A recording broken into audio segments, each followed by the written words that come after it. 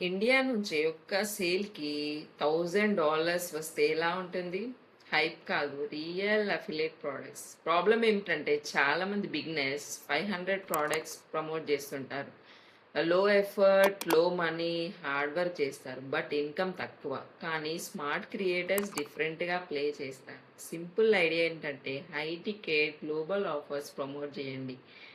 Step 1 వచ్చేసి $500 to $1000 commission ఉన్న digital products pick చేయండి.